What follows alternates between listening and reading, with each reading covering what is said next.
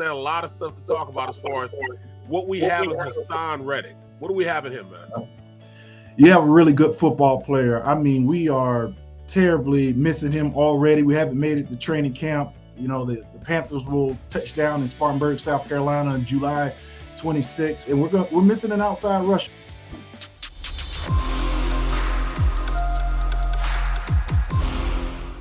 Looks like we're good. All right, Al is ready. So we welcome to the program Al Wallace, former teammate of Big Barrett Al. Brooks, now doing his thing down in Carolina. Yes. What's up?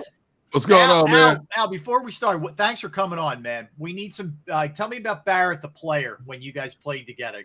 Share me some little insight about Barrett. And don't cut corners. Tell us everything. Don't hold we back. Get some dirt. Y'all have the right person, man. I'm going to give it to you how I know it. He was a dog. That's what I remember. He was a dog. I mean, it was some tough snaps being a young guy going up against the vet and just trying to get after it. I mean, he was physical. He was athletic. That's the biggest thing when you talk about offensive linemen. Somebody athletic. I couldn't do anything. You know, you're out there throwing every move you got, and he's sitting there, hands back, patient, waiting for it. So he was a dog. Okay. Well, let me tell you about Al. Al would. He would kill me on one-on-ones, man. I couldn't block him for nothing on one-on-ones, man. I used to have to have the ability if we can be a team. I can get him a little bit because I can run block him. You know, he had to play the run or he had to play the pass. But one-on-ones, slippery, man. It was hard blocking, man, slippery. So, but hey, man, welcome, man. I appreciate you getting on the show, man. But man, a lot of stuff to talk about as far as what we have is Haason Reddick. What do we have in him, man? You have a really good football player. I mean, we are terribly missing him already. We haven't made it to training camp. You know, the Panthers will touch down in Spartanburg, South Carolina on July 26th, and we're missing an outside rusher. We have Brian Burns, but what Haason Reddick brought was a veteran presence, a guy that knew how to get after the quarterback. And I don't know how they're going to fill the void of those double digits that he brought coming from Arizona. And I think everyone slept on who he was and what he could do because he was playing out of position for a number of years out west. But when he came here and he took off, we knew we weren't going to be able to come up with that money and keep him around here in Charlotte. Yeah, that's what I was going to ask you. I followed his whole career at Temple. I went to Temple, so I was big on Haason Reddick. But I always wonder too, like, well, why are teams letting a guy like that walk? Is it just a cap thing? Is that strictly what it came down to, dollars and cents? I think it's a cap thing. I know that's what it was here with the Carolina Panthers, but also when you look at pass rushers, he's not a big body guy. So I think we're looking at him from just one perspective, one dimension. And I think a lot of teams also are saying, hey, is he going to be able to play the run? Point of attack, being that physical guy, I was a 6'5", 270-pound DN. He's not that guy. And Brian Burns is pretty similar as far as body type, a leaner, thinner guy. And for the Panthers, they just didn't know if they could afford to have two of those guys on the edges in a division where they're going to run the ball. Hey, Al, is Haason Reddick more effective, you think, with his hand down in the dirt or from the stand-up position? When you have that type of talent, the knack to get after the quarterback, man, I say however you're comfortable. So you see guys switch it up all the time. I look at somebody like Suggs back in his Baltimore days. Yep. He may stand up, he may walk around, but I think when, it comes down to the brass taxes, man, he's going to put that hand in the ground. I'm a pass rusher, so that's what I wanted to do. I want to get my hand in the dirt, kind of get that leverage, get that good stance, and try to get after the tackles. Did you ever play in a 3-4 system, or mainly a 4-down defensive end? Because I thought a lot of times, especially towards the end of your career, you would stand up a lot. You would rush the passer from the stand-up position, 2-point position, as opposed to put your hand in the ground.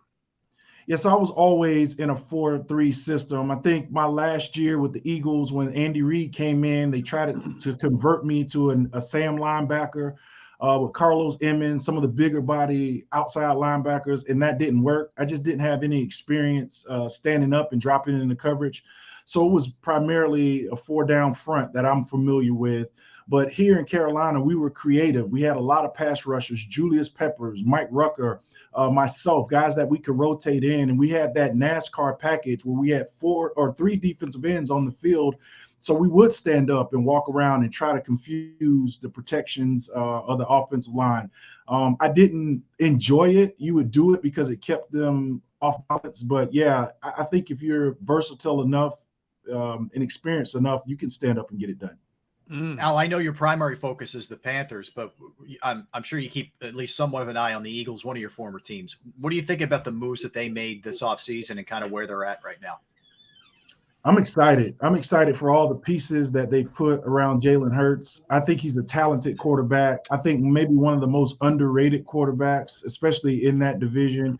I think if everything comes together, especially with the great offensive line that you all have there, this could be a shocker of a year for the Eagles. And I do keep up, with a lot of the buddies, Trotter and Ike Reese and all the guys there in Philly. And that's where I got my start. That's where I, made the 53-man roster for the first time and had a lot of great years early on in my career. So I definitely keep up with the Birds. And I think it's an opportunity this year, especially for Hurts, to show the NFL what he can do at quarterback. And the defense is getting better. They got some pieces.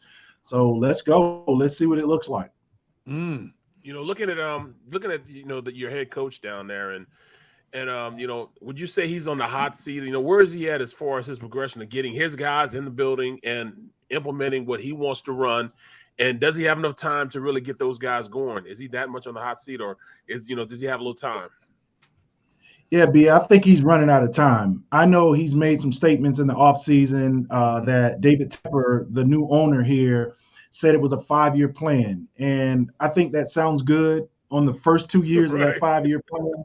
But when you've only been able to win 5 games a season since you've been here, you're on the hot seat, whether you believe it or not.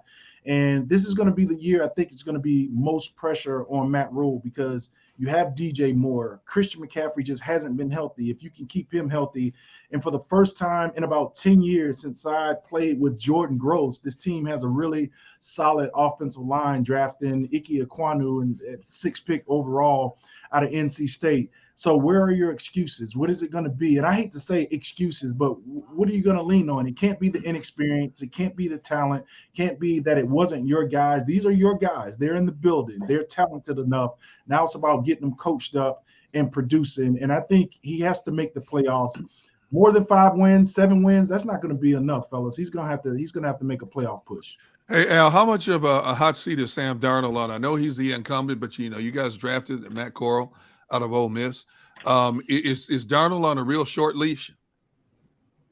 I think Sam Darnold is on a borrowed seat. It's not even a hot seat. He's the quarterback, and that's what we heard Matt Rhule say. Going into this gap here before training camp, I really think if they can find a way, and I know they're still working on it, and this Deshaun Watson thing happening today is going to be a big part of it. Yeah. Baker Mayfield is the guy they want. They want a young, talented guy. And Sam Darnold was that guy. That's why they brought him in. But I don't feel like, he's the guy that they feel like they can move forward with. So it's going to be Baker. They can get it done here, I believe, in the next couple of days or right after the holiday. But Sam Darnold, I think they've seen what he brings to the table. I don't know that they believe in it.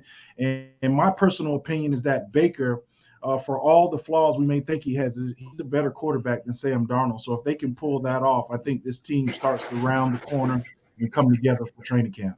Yeah, Baker just said on Around the NFL on Twitter that it's a mutual understanding that the Browns and him should part ways. And so that's the green light to get him out of there, because even if Deshaun Watson is suspended X amount of games, you cannot have Baker Mayfield in that organization for even a short period of time because of the disruption he could cause and the dividing line it could cause within that locker room. No, there's no way you can bring him back. And I think both sides understand that. When they excused him from OTAs, they basically said, hey, let's see what we can get for you. Let's see what we can do. That's a burnt bridge. And we always talk about not burning bridges, but Baker can't go back in that situation under these circumstances, not with his personality and his ego. We all have him, not blaming for that. But that bridge is burned somewhere else. They're just trying to find a dancing partner who wants to come up off of half of that salary and pay it for Baker. Al, you brought up McCaffrey, and it's been injuries of late. We know how spectacular the guy can be. Are they going to lighten the load, or are we going to see him more at the receiver spot? Like, what are they going to do to try to? He's a smaller guy, right? But what are they going to do to try to preserve him going forward? That's been the big question around here. How can you kind of lighten that load? And I'm a football player. I don't understand not letting a football guy play football. Best probably football player on your team at this point. Maybe Brian's other side. If he's healthy, if he can take the load, I think you play him. You have Chuba Hubbard, who you drafted, had a decent rookie season last year. You brought in Deontay Foreman from the Tennessee Titans. He was the backup to King Henry up there, and he had a solid year, another bigger back, different style of runners. But you have enough guys to kind of split up that load. But why would you do that? Why would you take Christian McCaffrey off the field when he's going to help you win football games? Without him, this team has been terrible. With him on the field, you're good. Yes, you're going to run the risk of injury, but that's the life of a back in the NFL. They just don't last long. So to handle him with the white gloves, I don't think that's the right thing to do. I think you use all the weapons you have. If you're Matt Rhule, if you want to stay in this job, you got to lean on Christian McCaffrey. At this point, I can't see them doing anything other than, him being a bell cow back, because he's just too much of a weapon. You got to get the ball to him. But at the point you said bringing in, Baker Mayfield, I don't know if he's as dynamic a player as what could they do to really enhance him, because they've done everything they can to make him a great player. How do you think that the Panthers can get him to maximize his potential, because they weren't able to do it with the running game that they had in Cleveland and everything else? How are they going to maximize his talent?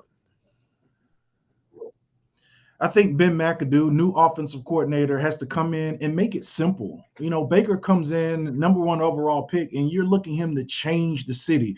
He's looked at as the LeBron James of the football organization. It's on you. You got to come in. I know we're going to put guys around you. We have all these weapons, but I don't think the coaching staff really offensive coordinators, it's a passing league. They don't want to have to run the ball. So they put it in Baker's hands and said, hey, go win us football games. And that's not a good formula. If he leans on Christian McCaffrey, we haven't even talked about DJ Moore and how dynamic he can be as a wide receiver, together 3,000-yard season so far. He's a Terp. He's a Maryland guy, so I got to get him in there. But, man, this offense, that offensive line should have more protection. It's going to be good. I think it's going to be a better season. Whoever is behind center has a better chance because of that offensive line. But Baker is just simply better than Sam Darnold. He's not the best decision maker. He's probably third since he's come to the league in interceptions, but he's better than Sam Darnold. And I think all the fans are banking on that he can come in and be at least 3 or 4 games and punch you in the sea of making a playoff berth. See, I think Baker Mayfield could be a lightning rod for that organization because of his swagger, his confidence, and no disrespect to Carolina. I just think they have been a semi-bland football team over the last couple of years. And I think maybe that's the injection of personality, of confidence that maybe that team needs right now to change the course. Yeah, I couldn't agree more. I think when Cam leaves, Thomas Davis, Luke Kuechly, even back with Josh Norman, all the big personality left in the team it's been average in kind of energy and juice, guys that you can really pull for. The 2 guys I named on offense that are their best players, they don't say anything. You're not going to get anything from them, and there's nothing wrong with that. But we're going to get the passion and the personality. I think you're going to get that from a rookie this year in Ike Ekwonu. Just reports in OTAs, in shorts, this guy's mauling people. It's going to be fun to watch him. Sometimes it's the offensive line group that really gets everybody going. I'm okay with that. And then on the other side of the ball, they got to find that guy. They got to find that voice. There's Davis back there. There's, Josh Norman, none of those personalities. So they're going to have to find somebody on that side of the ball that's going to be able to rally everybody, that's going to be able to pull everybody together. Like Jeremiah Trotter, Brian Dawkins, Weapon X did for us. Al, listen, man, we really appreciate you taking a couple minutes. It's been great catching up with you, and hopefully we'll get a chance to have you on and down the line, man. But thank you very much for your time. Thank you, man. Appreciate you, bro. Thanks a lot, man. Yeah. Anytime, just give me a call. Let me know. I got you. All right. Good luck, Appreciate bro. You got it, Al. Thanks, man. Appreciate it. Good insight there from Al. Definitely, man. He seems to really think that's going to happen with Mayfield. He sounds pretty confident. Yeah. The last segment I saw around the NFL put it out there on Twitter that Baker Mayfield publicly has said that it is a mutual understanding that it's time for him to go. So no matter what happens with Deshaun Watson, the Browns are going to have to buckle down and decide if you lose Baker Mayfield and Deshaun Watson before your season starts, what the heck are you going to do? And you're in a position, huh? He said Brissett. that two weeks ago. Yeah, but I'm saying the Browns, and I said on the show yesterday, the Browns are in a position. I'm not considering them one of my top 3 Super Bowl representatives from the AFC, but they're in a position talent-wise to make some noise in the AFC and upset the apple cart. But if you don't have a leader at quarterback for that team, you're in a big bind then, man. They're just in such a weird spot because I know the hearings are happening today, and we'll have a better handle on at least what the suspension is that the league is going to hand down. But that's going to be appealed. Like, it just feels like this thing's never going to end, and you're just in this like perpetual. When are we going to know when Deshaun Watson is going to be on the field, and we don't know right now. It's tough. It's tough, man. I'm not a Cleveland Brown fan, but I feel for that. I feel for the fans. Yeah, I lived in Pittsburgh for 10 years. I covered the war. It was a flat out war between Cleveland and Pittsburgh every year, no matter how good or how bad the teams were. These two cities, these two fan bases, these two teams, they literally hate each other.